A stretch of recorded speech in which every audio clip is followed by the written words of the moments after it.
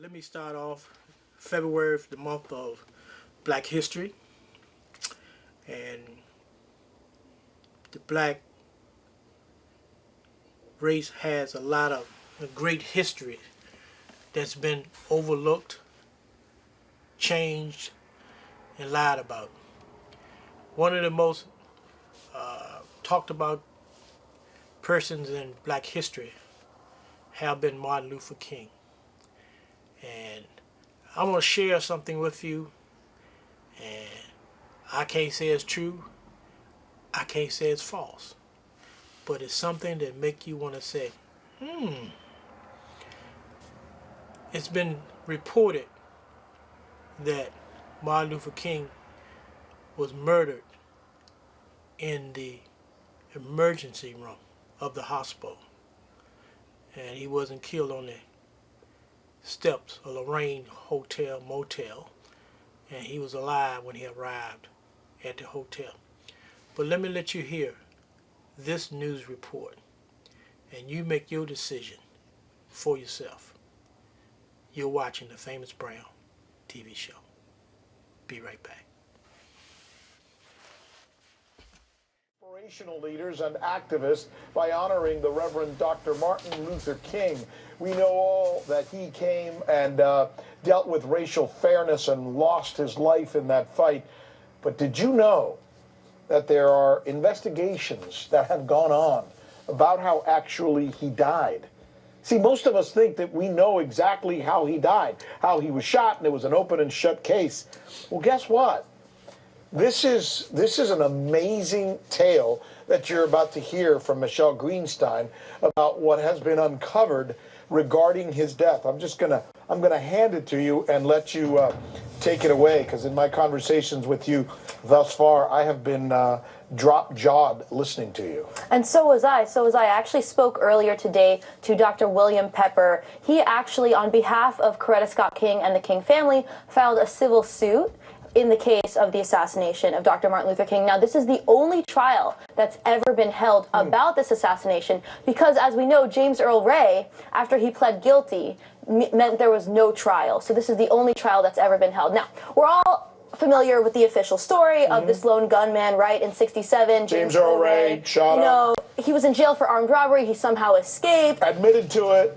Right. But what's interesting is that he pled guilty, but he didn't confess. And actually, in these court transcripts, he says over and over, I did not confess to killing King. And he says he only did so because he feared for his life. He and William Pepper told me that the only reason James pled guilty is because it was the only way to save his life. Now, he did this as a last resort, and he was actually told by his lawyer, Percy Foreman, that he should take the guilty plea because that's how he was going to get a new lawyer. So he saw this as his only way to get rid of this bad lawyer and get a new lawyer. And interestingly enough, he filed for an appeal days afterward and tried to get a new trial. So like I said, I spoke to Dr. Pepper earlier today. Here's what he had to say about the way Dr. Martin Luther King was actually killed. Wow. He wasn't killed from the bullet that hit him on the balcony. He was taken to the St. Joseph's Hospital, and he was killed in the emergency room of St. Joseph's Hospital by the chief of neurosurgery, Dr. Breen Bland, who came in when they were all working on him in the emergency room, and he said, get out of here, let that die. And as they moved out of the room, the last one out was a surgical nurse, Lula Mae Shelby, and when she heard them gathering up spit in their lungs to spit on Martin's body lying on a bed there. Then she saw Dr. Bland take the catheters out of Martin's body and take the pillow from under his head and put it over his face and suffocate him. And that's how Martin King died. That's how he was really assassinated. Now, he might have died anyway from the bullet wounds, but he didn't. He was still alive and still breathing. The chief neurosurgeon, he intervened and he made sure that death would result. Wow. Right? My jaw was on the floor. Now, Dr. Pepper knows this because the son of the nurse, Lula Mae Shelby, who died, but before she died told her family, the son of this nurse told Dr. Pepper under oath. And when Dr. Pepper confronted a member of the Dixie Mafia, he said, yes, this happened, and actually that the chief of surgery was their family doctor, and that 3 weeks before the assassination, he visited them and said, hey, if the bullet doesn't kill him, make sure he goes to St. Joseph's, because we will make sure that he dies. Now let's talk about this case, okay? This was the civil suit in 1999 where Pepper represented the King family, and that really made the family feel like they had closure, and like I said, it was the only trial ever held. The Memphis jury in this case decided that local, state, and federal governments were liable for King's death, and that this was a real conspiracy, a conspiracy between the U.S. military, the Memphis PD, and Dixie Mafia, these crime figures in Memphis, Tennessee. This is just for the audience. Right. This is a civil case that was brought, much like the O.J. case. Right, where a they jury couldn't find him guilty here, but finally when a civil jury heard it, they came out with a It was the only trial, yes, and there was 30 days of trial, and over 70 witnesses were heard. And Dr. Pepper told me earlier today that it took the jury less than an hour to decide after these 30 days that this of was trial. a true conspiracy. Correct. Where others may have been involved. Correct. Other than the person who was accused. And that James Earl Ray was the fall man, and that he was unwittingly, unknowingly part of this conspiracy. And the real shooter, I gotta say this even though we can't get to the whole story, was Frank Strouser. He was a Memphis police officer, the best shot in the Memphis PD, and he was the one who actually fired the fatal shot. I give you a lot to think about. How much of black history has been misinformed to the black race? And it goes further back than Martin Luther King. You know, oftentimes I talk to people, I talk about Richmond history, and I try to take people back to the turn of the century, back in the 1920s, when you had such great leaders as Maggie L. Walker and John Mitchell and many, many more.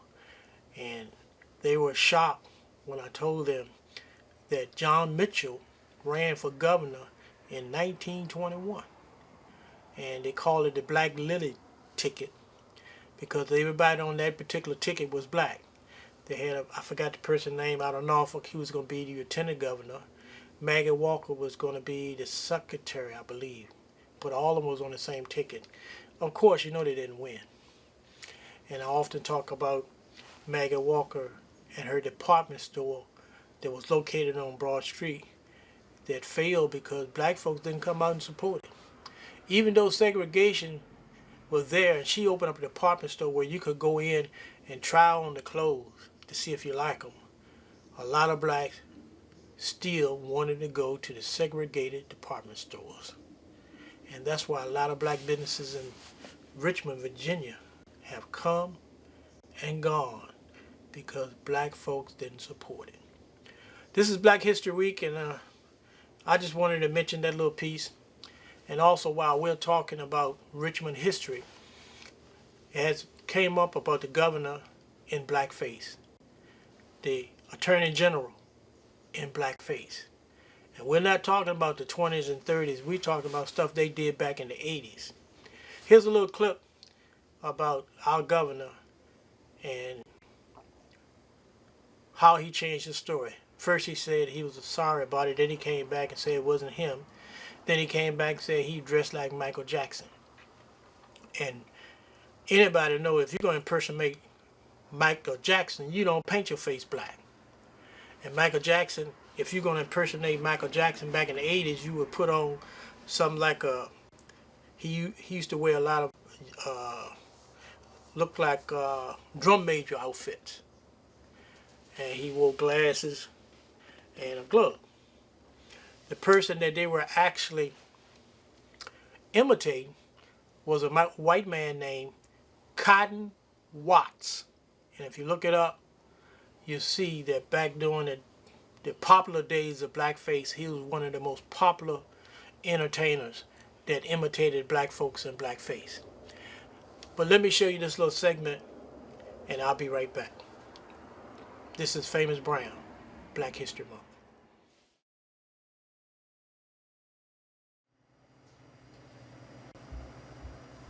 That photo and the racist and that person I am today are the way that I have conducted myself as a soldier.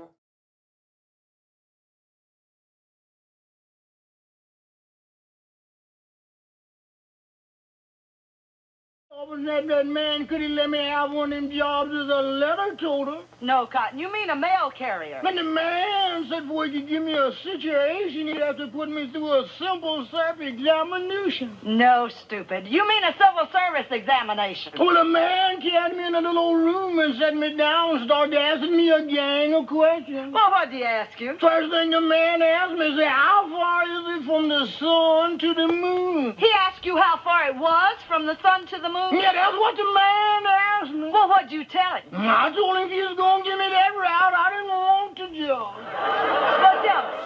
So what do you think? Do you think he was imitating Michael Jackson? Or he was imitating Cotton Watts? And then the Attorney General says, I'm imitating Curtis Blow. Ain't it mighty strange? All these white folks want to be imitating black folks. And then they hate black folks. They discriminate against black folks. But enough of that.